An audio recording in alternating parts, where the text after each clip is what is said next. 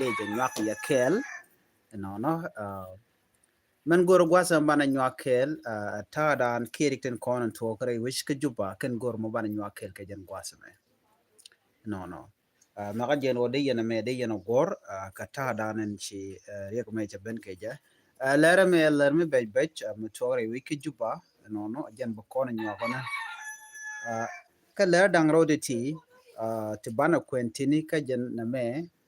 no gor jen wode yente ka ngej merong no emele rode jenene bare wiki juba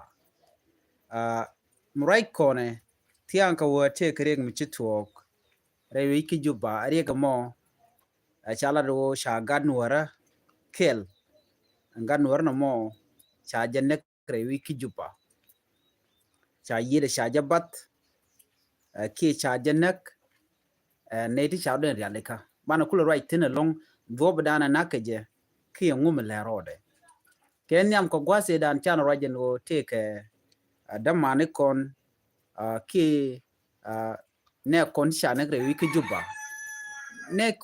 konti shanek no ke wuna dangro wuden yam e naka jero hotela ngai kon jen e doctor dere ka ji humanitarian ke la ganwara kana ga jere wiki juba re hotela miteten no cha jonek cha lede cha jangot na mo mi chodo la ci kon diala nen no so ko kuje mo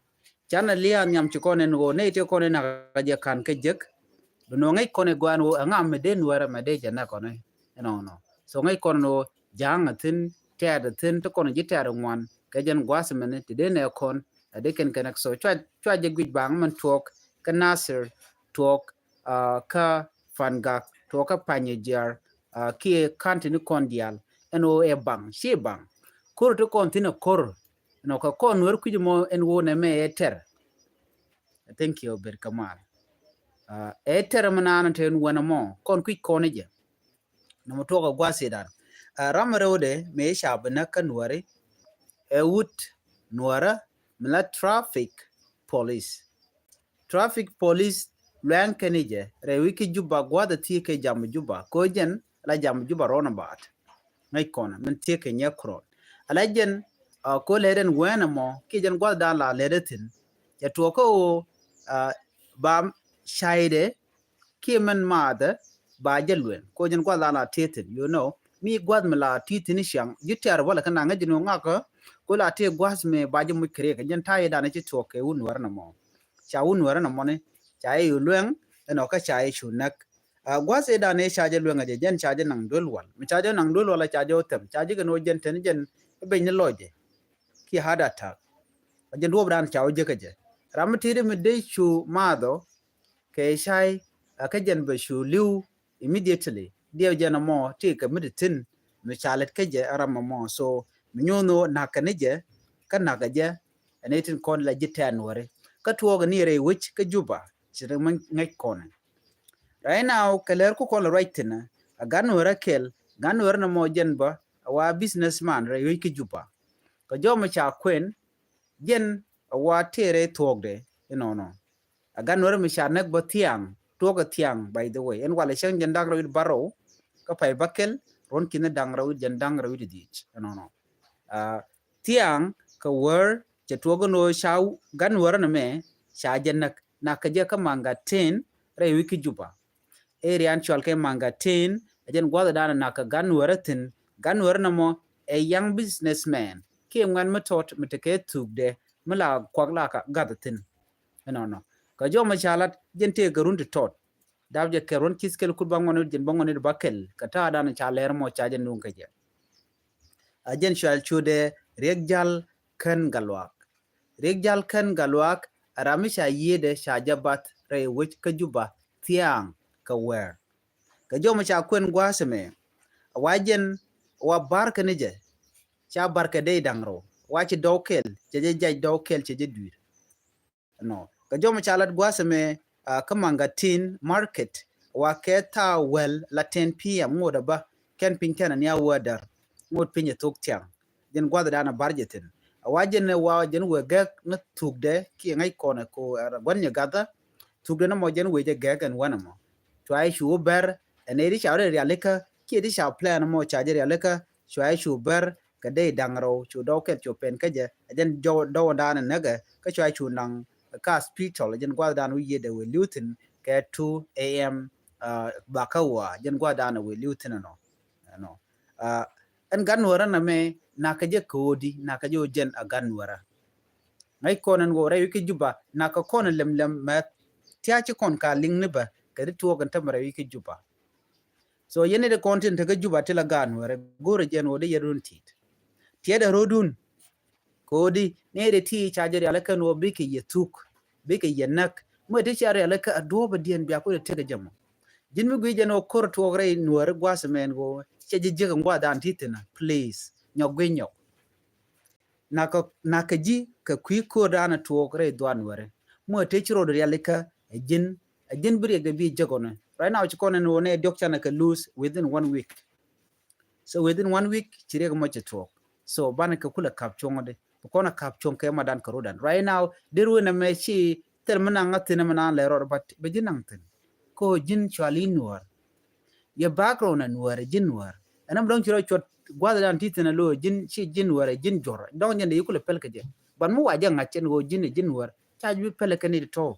ba jin nak aken chire me chi tuo ga ku nuar kan me ki gan nuar na me tiang ka wer wan mo waja nak no gwada dan tu de titin ka de dang ro ti cha bar ke je ene ti ke ka do bra na chalat ke je so gore je no bidander shunga ne me kel